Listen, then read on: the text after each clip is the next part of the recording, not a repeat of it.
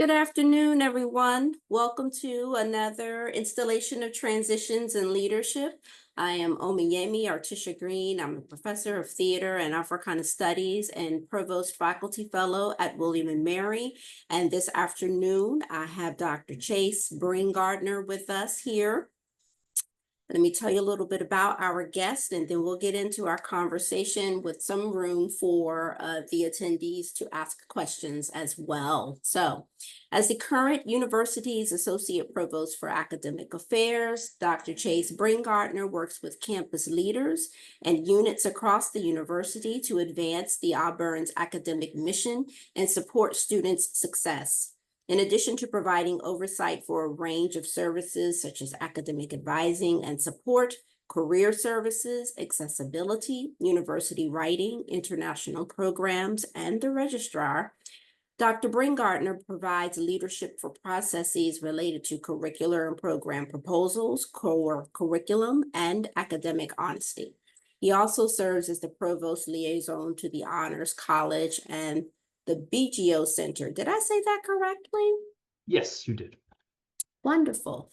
In addition to his administrative appointments, Dr. Bringardner is a professor in the Department of Theater and Dance, the immediate past president of the Association for Theater and Higher Education, and a national advocate for arts education.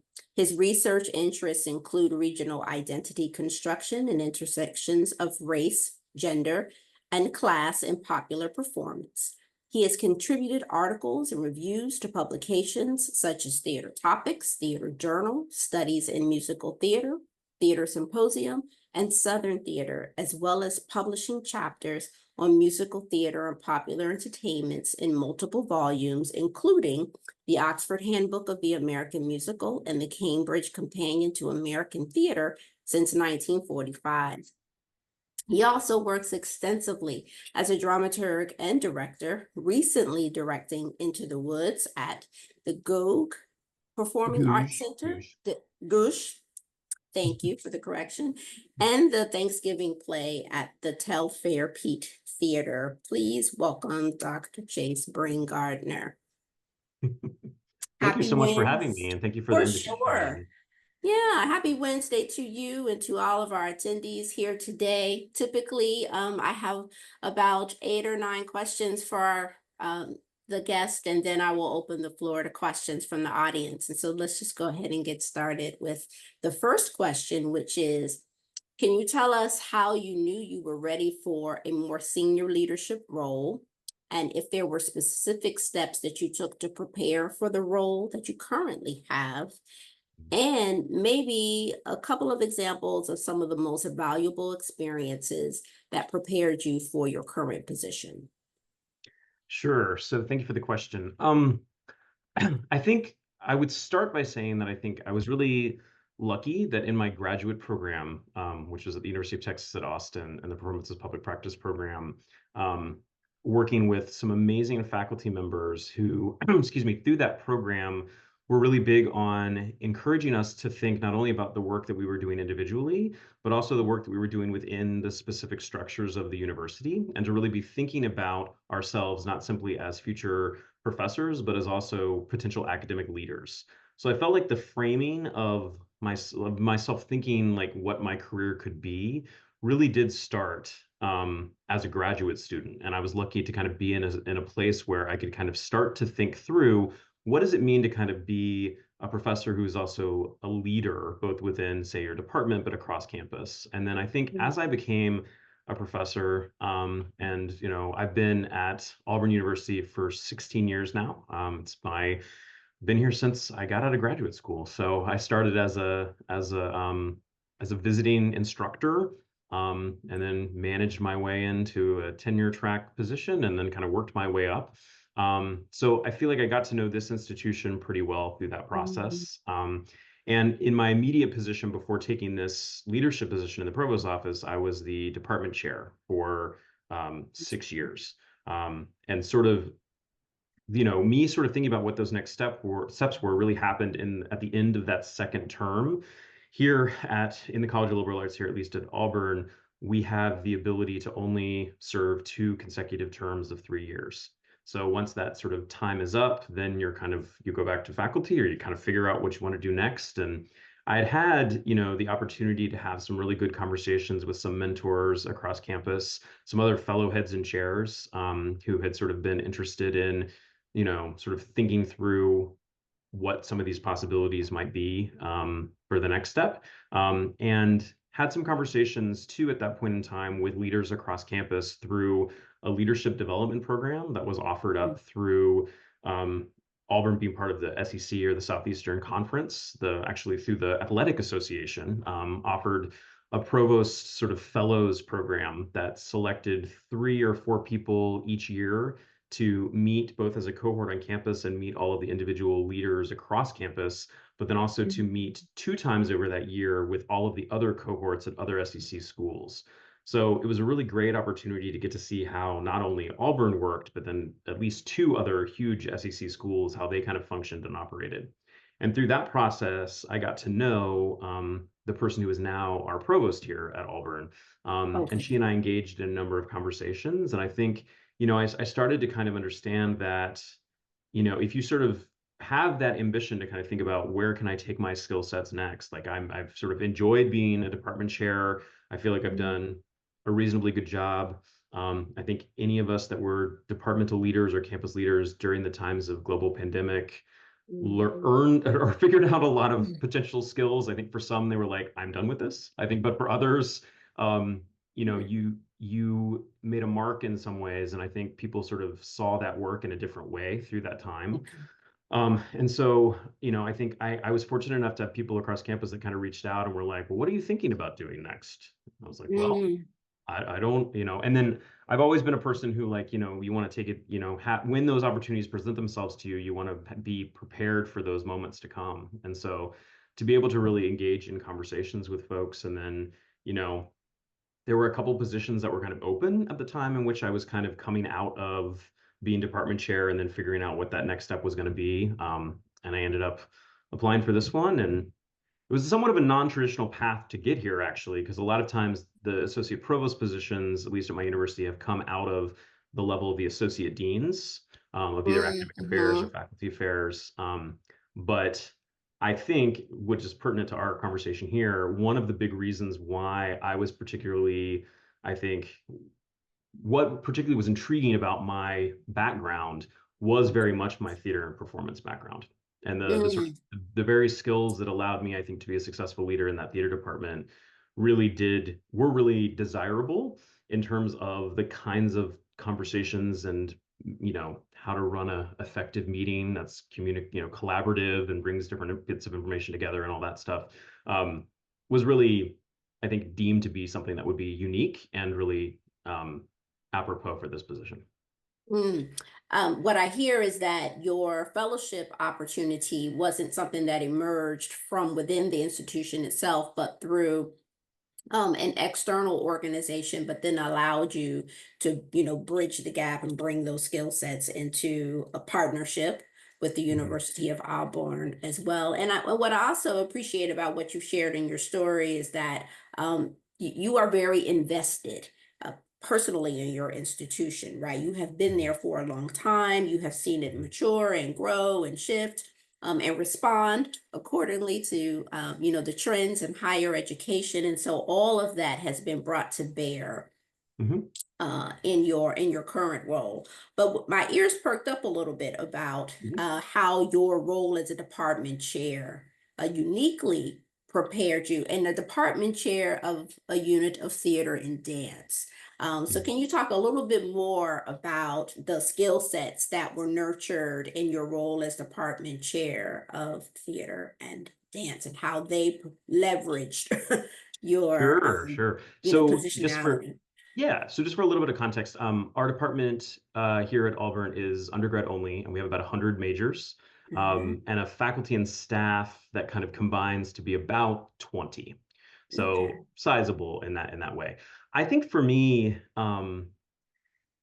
what makes a theater and dance department chair uniquely situated to be able to handle some of these other kinds of administrative positions are that inherently, because of the way that theater and dance departments oftentimes are structured, we are having to sort of lead a group of people that have a different variety of expertise that come from multiple different angles to the different sort of positions that they find themselves in, that have different kinds of knowledge that oftentimes in the best of circumstances kind of all comes together and works to create a wonderful symphony of work. But other times people come with different investments that then sort of challenge one another.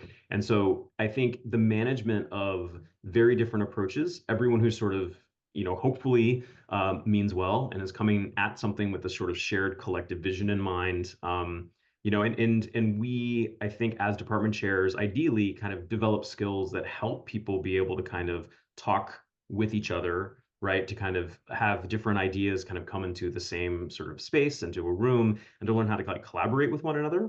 I've often found too that not only was it the department chair experience, but also directing experience. And that Mhm. one of the things that I think has been most valuable when I go into a room with people, and I go into a lot of rooms now where there's people from all over the university, and they're all like, well, what am I doing here? Why am I here? All of those kinds of things. And I think being able to kind of articulate and to help craft a sort of shared vision of why Yes. we're here. Like, why are you in this room? Why are we in this room right now? What are we trying to accomplish? What are our goals in reaching that, right? What is the information that's a given being in this space? I feel like I am very confident in my ability to have people kind of move through space together to think through possible challenges or difficult situations, and to have everybody sort of be able to contribute to that conversation. And those are skills that I definitely honed throughout my theater training. And they're definitely brought to and I find myself all the time being like, please excuse me, but as a theater person X, Y, or Z, or I don't mean to bring up directing again, but like this is just like this. And the number of times where I found myself facing big thorny challenges of issues that have been like well baked in for years before I ever came into this position, and simply going into a room and saying something that for me seems like a given, like we're going to come in and we're going to acknowledge the harm that has been caused to multiple people in this room from what has happened before. We're then going to sort of also then talk about sort of what is a given here, that multiple things can be true at the same time. And then we're going to try to sort of work together on a concrete, smaller thing to try to make that thing work as a way of like trying to work out and see how we can work together on this to reach our larger goals in the future. And so much of that for me is like, well, yes, that's what we do in the, Yep. or we should be doing maybe in the theater. And other people are just like, wow. And so for me, that's kind of one of those things where I'm like, well, there should be more theater and dance people in these positions, because we have skill sets that are desperately needed in many of these sort of situations that pop up at these levels in higher education that could really use our skills. Yeah, I love that. You have articulated this in such a really clear way that there's certainly practical value and skill sets that you have gained from the discipline that have prepared you really well for leadership. How are you able in your current role, which entails a multitude of things that are of concern to the University of Auburn. How are you, if at all, able to promote the practicality and the value of the arts, broadly speaking? Because you have to have a broad perspective when you are an executive leader. But how are you able to, if at all, able to promote the practicality and the value of the arts in your current role? Yeah, that's a great question. And it's fundamentally who I am, right? I Mhm. operate from that space, and I don't apologize for operating from that space. The arts and my own participation in the arts over my entire life have shaped who I am. My own experiences in higher education have been shaped by being in arts departments throughout that time there. And one of the things that I think I was really lucky in this process of coming into this position is that I can truly say that I feel like I was hired into this position because of who I am and what I Mm. bring to this position, as opposed to feeling like I have to confine myself to some sort of a new set of, standards or expectations, right? I bring to this, what I bring to this, and that is why I'm in this position. And I feel like that is also because I have an amazing person who is the provost here at Auburn, who has an architecture background, And she's Mm-hmm. amazing. She's amazing. She understands. There is a fundamental understanding. And we also have a president currently who grew up in his parents' music shop. So he loves guitars. And so there's a sort of sense here at Auburn of a sort of understanding of the importance of creativity, of sort of artistic expression, of those things. So I want to sort of state here, it makes that easier for me because I can be more of myself around people who are already sort of there. And that's also the president and the provost. So as long as they're on board, right, I feel pretty good to be able to live very freely in that space. But I also think it's just because of it's second nature to me to sort of, to talk to people about the way that the arts and even like sort of an approach to collaboration and communication that I think is arts centric. Um, it's how I structure meetings. It's how I, communicate with other people. And it's so I think for me, that kind of advocacy is both at that level of my daily practice in terms of how I engage in a meeting through email, et cetera, but then also in terms of when I have the opportunity to be in meetings in which, say, we're talking about the next iteration of a strategic plan, to be the Mm-hmm. voice in that room to say, what about the arts? And I'm at the Yes. position and I've earned that respect amongst the people at this university that they're not going to just see that as, oh, well, he's from the arts or whatever. And I'm not Mm-hmm. being told you can't say that because you're now in a position in which you have to sort of take a wider lens. There's an understanding that I can take that wider lens and also be, you know, arts focused. Mm-hmm. That you can have a dual focus. I love that we're Mhm. talking about owning one's self-authenticity, and living fully and operating fully from that space. Thank you for sharing that. Can you talk a little bit about lessons that you've learned about yourself through the leadership roles that you've had?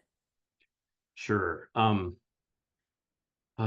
You learn things every day. I feel I feel like and I think the challenge becomes finding the space to be able to I guess actually like reflect upon the learning, and not to just have it be something that sort of Yeah. happens in that moment, and then quickly you jump on to the next thing.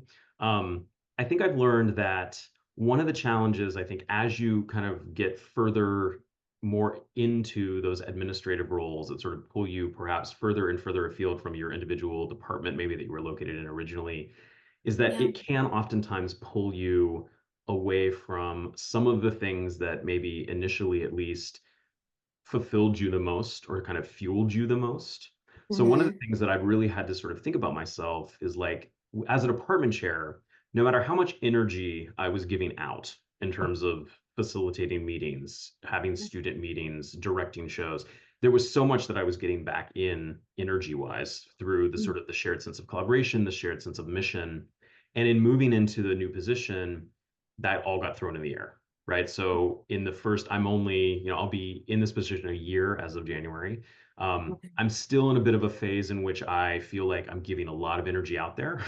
There's meetings that demand a lot of me. There's tasks that demand a lot of me. And I'm still figuring out the ways to make sure that the same amount of energy is coming back to me in some way to make sure that that's a Yeah. balanced situation Yes. because I'm feeling, as I think many administrators feel, and probably many, faculty members feel, that uh, when that energy is off, it makes it hard to be sustainable, right? If you're not getting back as much as you're putting out.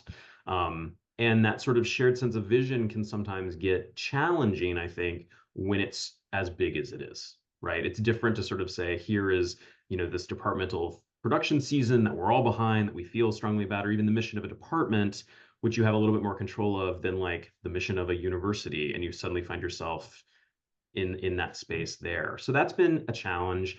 Wanting to maintain that connection to students too, because I think again, Mm-hmm. as you get into those different positions, you're sort of further and further afield. The decisions you make on a daily basis are completely related to every aspect and element of student life. I mean, I'm basically, in a nutshell, am sort of in charge of anything that relates to an undergrad student experience, but yet my day to day does not oftentimes actually involve engagement directly with students.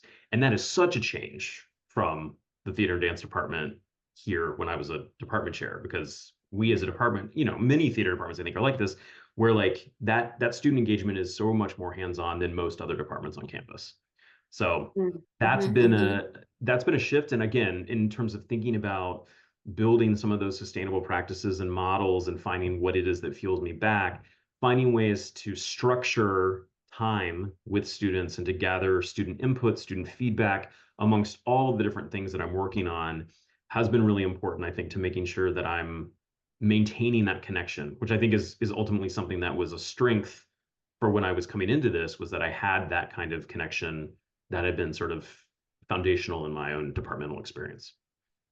This part of the conversation makes me recall something in your bio that I didn't read out loud. And it talked about when you were department chair that you were able to increase the number of majors. And I heard you say earlier that currently, like, you've got 100.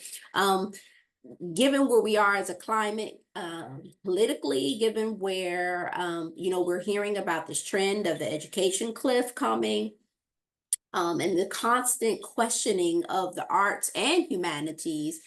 Talk to us about how you were able to do that in your role as department chair, increase the number of majors.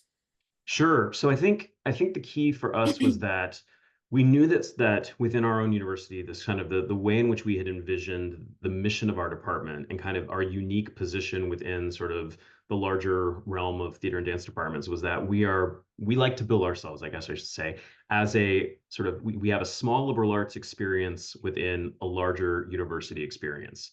So Yes. for many of the people that are teaching in my department, we have the unique situation where many of us went to very small liberal arts schools for undergrad. I went to Davidson College in North Carolina, but then did my graduate work at the University of Texas at Austin.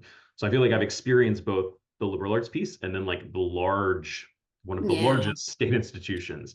And so for me, I think where we found that kind of sweet spot in terms of attracting students is really talking to them about the ways in which this provides you with a kind of liberal arts-esque kind of experience within the specifics of this department. And the Department of Theater and Dance at Auburn is located within a College of Liberal Arts, which is a little bit unique. But then you also have at your fingertips all of the things across campus that are available to you at a larger university. So whether that's athletic events that you're interested in, social clubs, community service organizations, social justice stuff, that is all available across the Yes. larger campus. So that setting is really nice. But then I also think within our program, it was really about, and again, I take this philosophy with me as I move into this new position, but it was really Mhm. about giving us that shared vision. And for us, the way that we articulated that was to talk about like trying to train citizen artists and really focusing Mhm. around really identifying within the students that were coming to us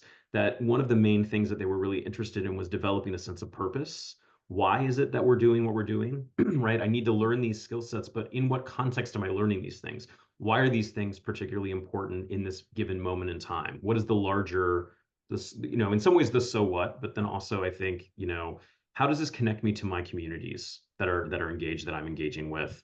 And so we were really able, I think, to attract students who are interested in having this sort of love of the arts, but then also connecting that up to a larger sort of sense of purpose.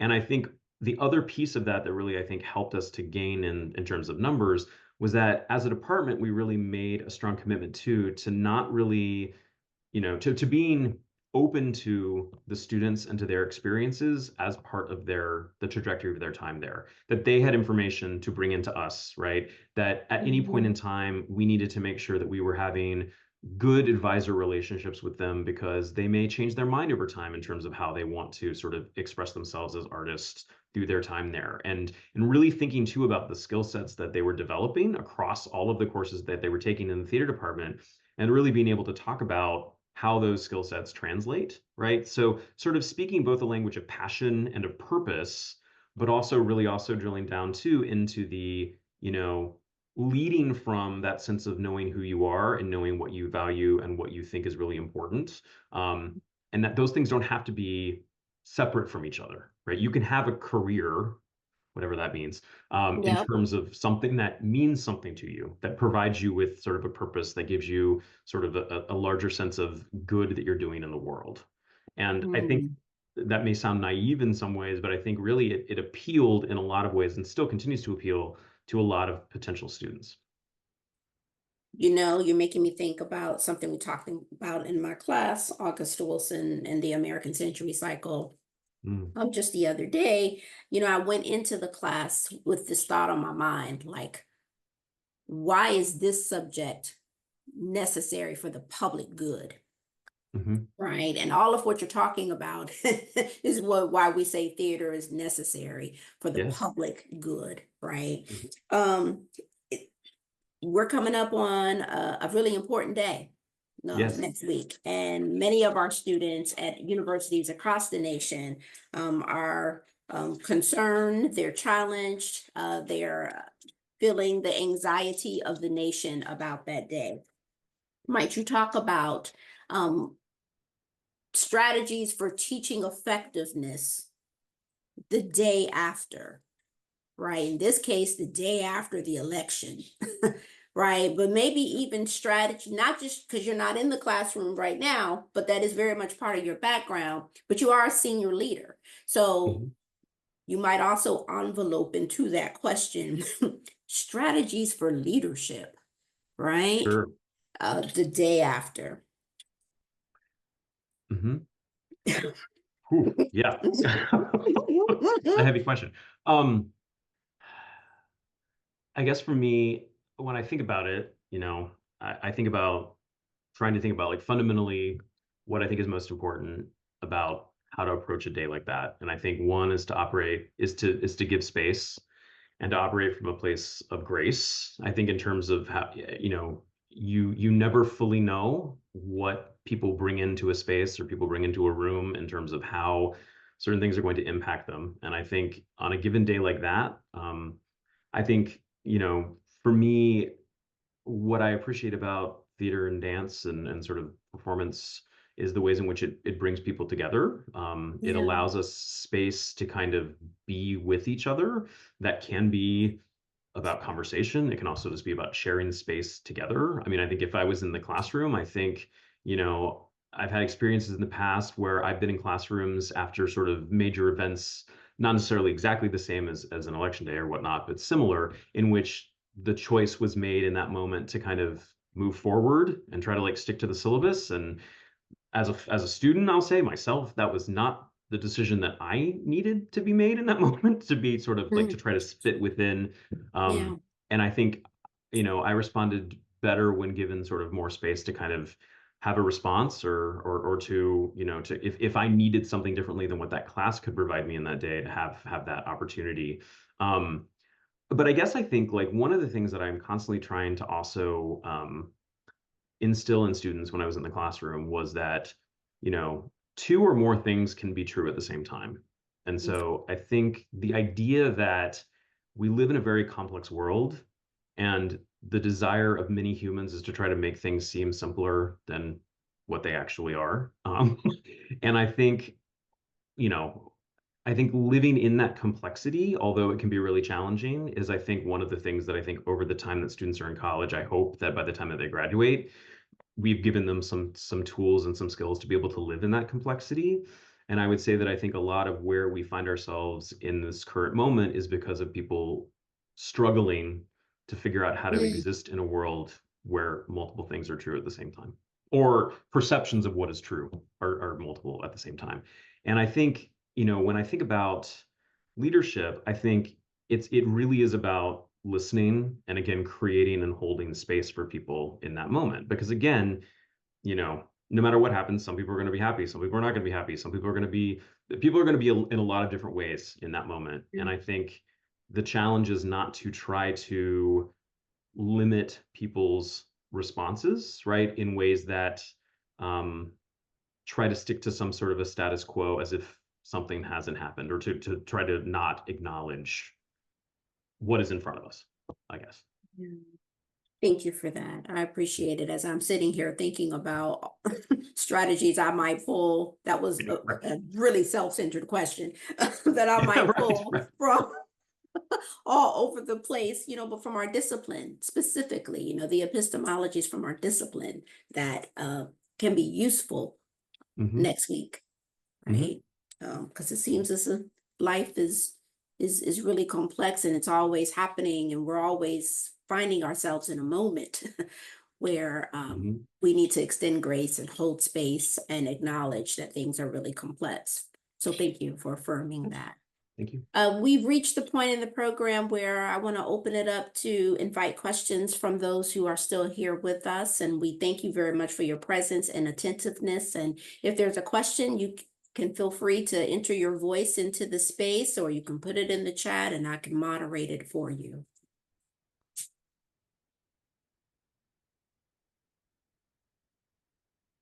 And it's okay if there are no questions either.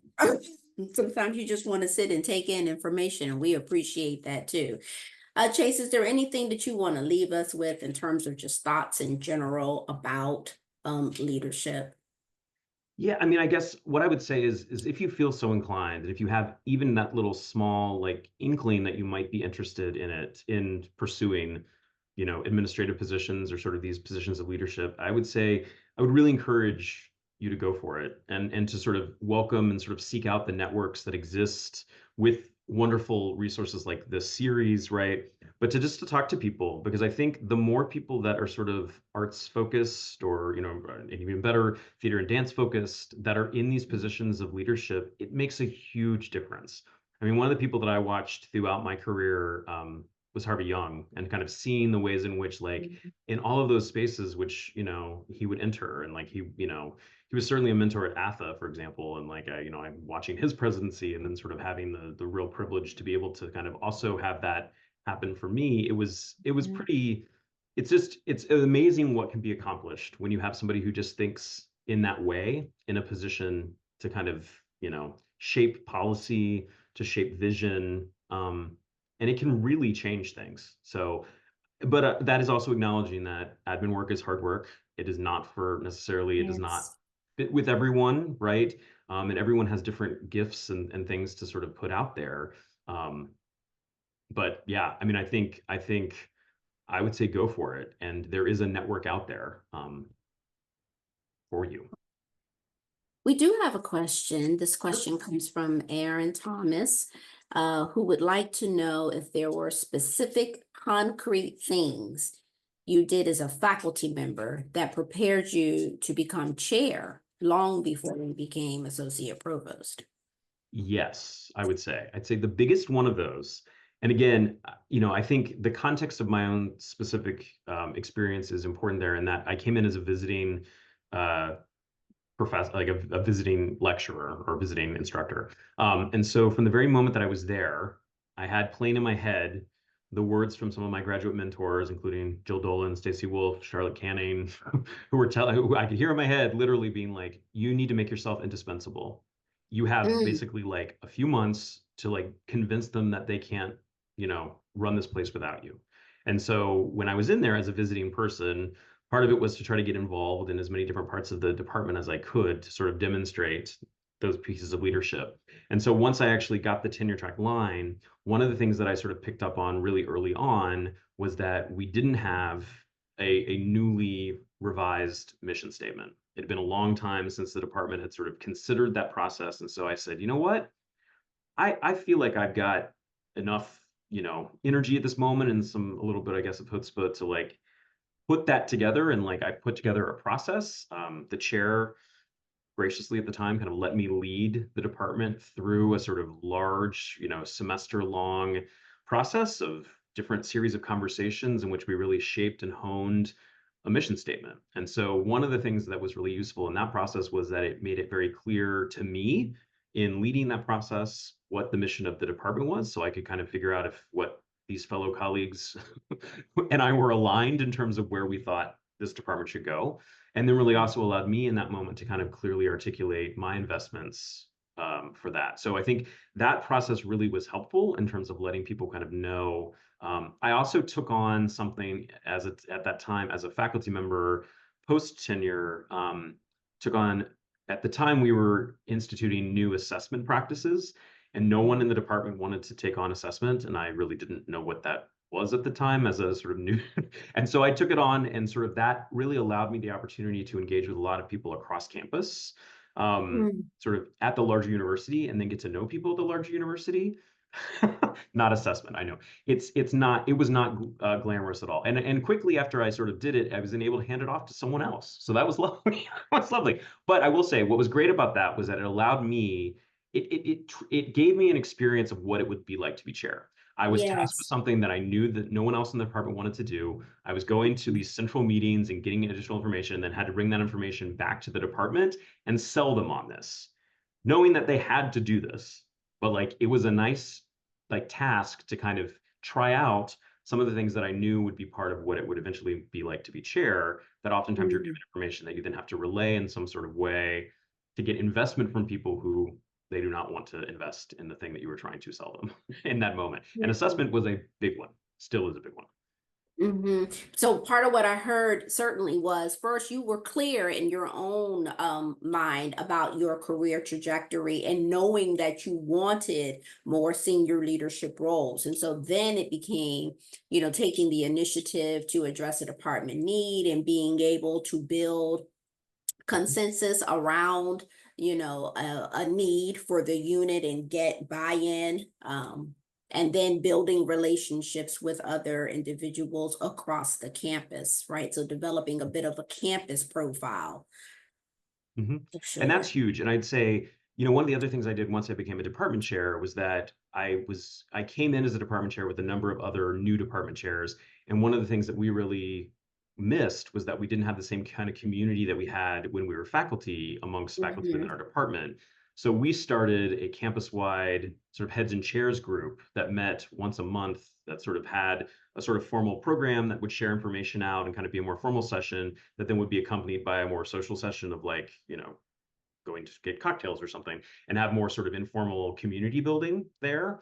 And that Hmm. was really awesome too, because then you got to kind of have those moments of, as a department chair, yes, here's what my experience is, but being able to share that across different experiences, and that kind of both formalized and then informal mentoring that happens through those processes was really, really beneficial as well. So I think those are skills that we as theater and dance people have in terms of oftentimes like knowing how to cultivate and curate community in that way. So, I would say try it out and see. It's fortunately, I think the privilege of some of our positions in the academic sort of way is that if you are a faculty member who has tenure and are privileged to have that, you have the ability to try some of these things out. And then if they don't work out Yes. for you, you have that ability to come back. And I want to say very clearly that that is an incredibly privileged position to be in. But like, Yes. I think it's an important piece because admin work is not for everyone. And so I think it is Mm. important to, if you want to generate the next sort of generation of good admins, to be able to have that space for trying it out and then seeing if it Mm. works is important. Wonderful. Thank you for your question. We have others. Hold on. This is from Valerie. What recommendations can either of us make to help make those tangible theater skills that you mentioned, Chase, visible to administrators outside of the arts, particularly in a search process when you are not a known quantity? We know that we know how they relate, but can you offer tips for clarifying how theater skills prepare us for roles that we haven't held yet? Valerie goes on to say that they always find that they're drawing parallels, but they're very interested in hearing what our thoughts are on this practice. Sure. Yeah. Um, I think one of the areas where I think I was successful in that was to really talk about communication and communication strategy, and really thinking about, in the kind of an admin position I have, I've got 13 different units that report up to me in various capacities. Mhm. And one of the pieces of what I thought was sort of low-hanging fruit coming in was that there was no sort of communication that existed or sort of standing meeting between all of those units to talk to one Mm. another, to kind of share out resources, to share, to like talk strategically about a shared vision that they might have. They're all different units that deal specifically with sort of student success, right?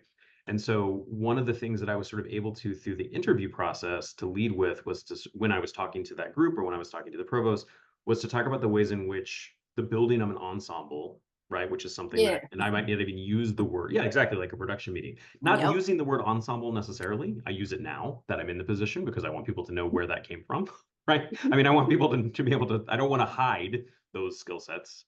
But I think the idea of building, having spaces where people feel like they can come to have conversation, to know how to facilitate a meeting, And I think oftentimes during those interview processes, you have opportunities to not only talk about those skills, but to use those skills, right? So the way that you sort of configure a room when you have multiple people that are in that space that are either asking you questions, or when you're given the opportunity to ask questions back, right? Or to sort of offer up feedback, oftentimes as you are in those situations, to kind of use that as an opportunity to demonstrate that, right? Demonstrate those skills, not just to talk about them, because I think oftentimes they're things that people that people really want, but they don't necessarily know the terminology that we use, if that Mm, makes sense, right? They want mhm, people. They also want somebody who can handle people who have lots of different ideas, right? That can, right. and running a meeting is not an easy skill.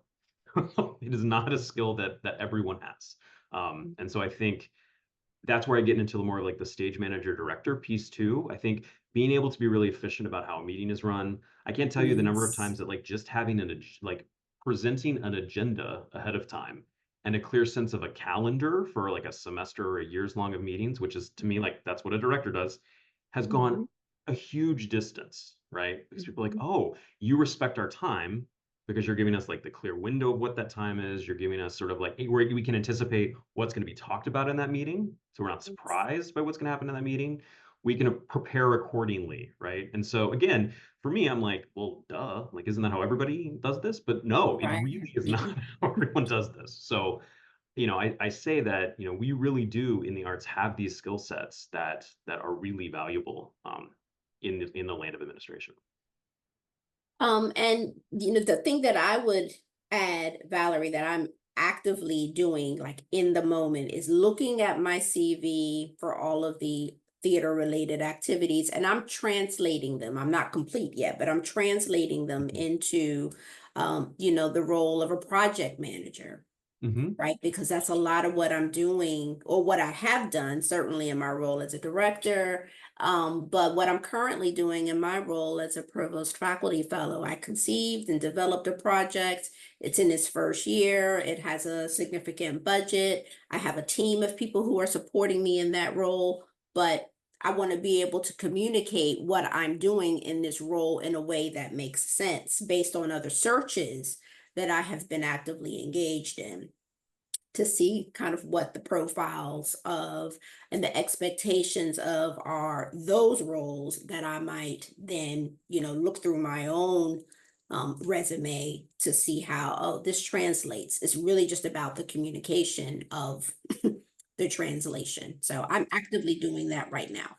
That's great. And the other thing I would just sort of add into is if you get the opportunity to serve on any kind of hiring committees that go out from your department. So if it's like an associate dean or a dean level Hmm. position across the university, you learn so much from Yep. that process. Because had the ability before I took or applied for this provost level position to be on the committee to sort of select the next dean of the College of Liberal Arts. And Mhm. just sitting through that process of hearing the questions that were asked, the kind of the interview, and I was like, well, I could do this, right? I mean, you get in that room and you're kind of like you think about how you would answer those questions, and you're kind of like, wow, what they're asking for and what they're looking for really when those conversations start to happen are things that people in our field are really good at. So like Mhm. that was really helpful just in terms of demystifying that kind of whole process, and really getting kind of that inside look into how you could then sort of match up your skill sets with the kinds of ways that they were talking about it through that sort of interview process in that committee. Yeah, that's great. We have a question from Brian. Brian would like to know, how have you balanced the requirements of an administrative position with the other aspects of academic theater life, like scholarship and artistic practice? Um, you're asking this of the person who is still trying to finish up their ASTR paper. Um, yeah, so yeah, it's still new. I'm still new in this. I think I'm lucky to be supported by a provost and by a provost office that sees value in continuing to support that work, and that that's the bottom line. Like if I did not have that support, I don't know what I would be doing. But that the idea that it's important to still maintain those connections to those professional organizations and to sort of pursue my own scholarship. And I haven't yet kind of figured out, cracked the nut in terms of production work. But that's a little bit more just having to do more with the particularities of my department, and that we always, as a department, have an amazing group of people who all want to contribute and all want to direct. And, I think me being in an admin position makes it easier for me to sort of step out, right, of that process to allow others that are more directly invested in that work directly in the department to have an opportunity there. But, I would be lying if I said that wasn't painful in some ways. I think in terms of particularly the production work with working with students on productions and that kind of thing. But I'm hopeful that as my time in this position continues, that sort of I can figure that out because there's no barriers from my position that are saying you can't do that. Mm, mm. Good. Well, when you figure it out, Chase, like write the formula down because, there are others behind you who aspire to, more senior or executive leadership roles, but don't want to stop directing or they don't want to stop being a dramaturg, And right? it's And so so, important. It's so important. That work fuels the work fuels itself, right? yes. For sure.